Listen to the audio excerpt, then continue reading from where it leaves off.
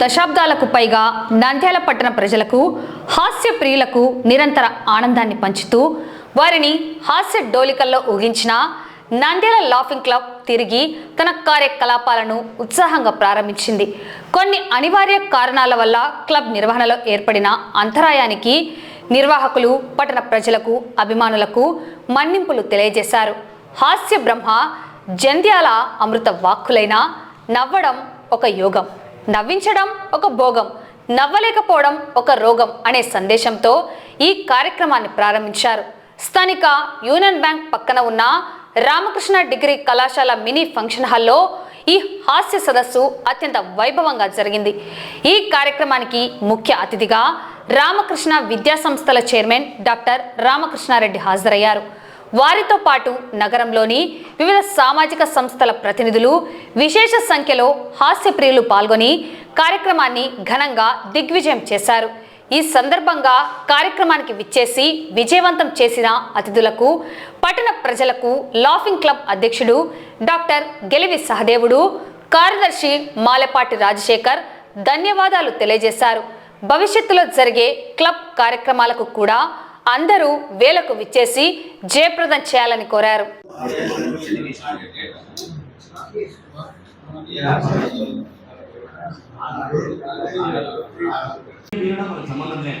మనం వారి కాళ్ళు ఎప్పుడు కిందేయాలా, వారి పతాన్ని ఎప్పుడు చూడాలి అనేటువంటి ఏకైక లక్ష్యంతో మనం ముందుకు సాగుతుంటాం. కాబట్టి మనకు ఈ కప్పుని తిరుగులేదన్నాడు. వాస్తవంగా కారణాలు ఏమైనా చాలా ఫలాలు ఉన్నాయి. ఇప్పటి నుంచి చూడొచ్చు, ఇతర అంశాలు చూడొచ్చు. ఒకరిని ప్రోత్సహించడం కాకుండా ఒకరిని కింద పెడితే ఆనందపడేటువంటి తృప్తి మన వాళ్ళలో కాస్త ఎక్కువే ఉంటుందేమో. ఆ విశ్లేషకుడు చెప్పింది.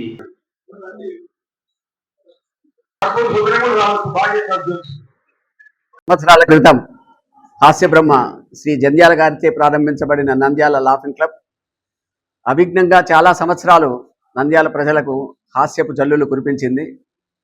కొన్ని కారణాల వల్ల కొంత విరామం జరగడం, దాన్ని మళ్ళీ పునరుద్ధరించాలని మన సభ్యులందరూ కోరుకోవడం, దానికి మీ అందరి సహకారాన్ని అర్థిస్తూ నంద్యాల లాఫింగ్ క్లబ్ మరి తర్వాత కూడా ఇలాగే నెల నెల కార్యక్రమాలు సరైన సమయంలో ప్రారంభించి సరైన సమయంలో ముగించడానికి మీ అందరి సహకారాన్ని కోరుతూ నంద్యాల లాఫింగ్ క్లబ్కు మీ సహకారాన్ని అర్థిస్తున్నాం.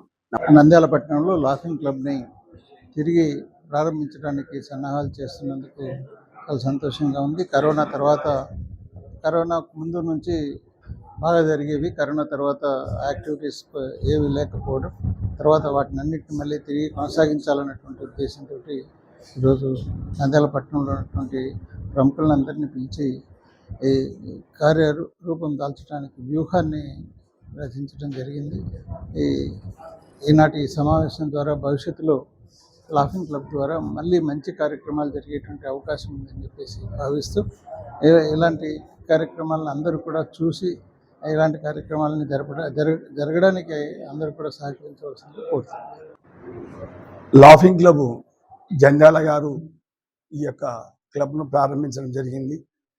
మా కాటన్ వ్యాపారస్తుడు కృష్ణమూర్తి అని డాక్టర్ మురళి వాళ్ళ బ్రదర్ వాళ్ళ అపార్ట్మెంట్లో హైదరాబాద్లో ఉన్నారు. జంధ్యాల గారు వచ్చి ఇక్కడ ఆ రోజు భూమానాయుడు గారు అలాగే అందరూ కూడా సహకారంతో ఇక్కడ మేము ప్రారంభించాము. జంధ్యాల గారు చెప్పినట్లుగా నవ్వడం ఒక భోగం, నవ్వించడం ఒక యోగం, నవ్వలేకపోవడం ఒక రోగమని పెద్దలు సెలవిచ్చారు.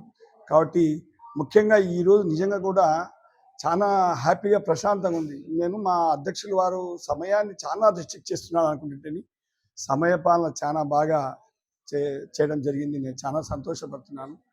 ప్రతి టైం కూడా మా లాఫింగ్ క్లబ్ నుంచి విన్నపం ఏమంటే కరెక్ట్గా స్టార్ట్ చేస్తాము, కరెక్ట్గా క్లోజ్ చేస్తాము. ఏ మీటింగ్ కానీ గంట నుంచి గంట 5 నిమిషాలు అటు ఇటులో ప్రోగ్రామ్ అయిపోయాలని సమయపాలన మీద చాలా కృషి చేసినాము. అలాగే ఈరోజు సక్సెస్ కూడా అంత అయ్యింది.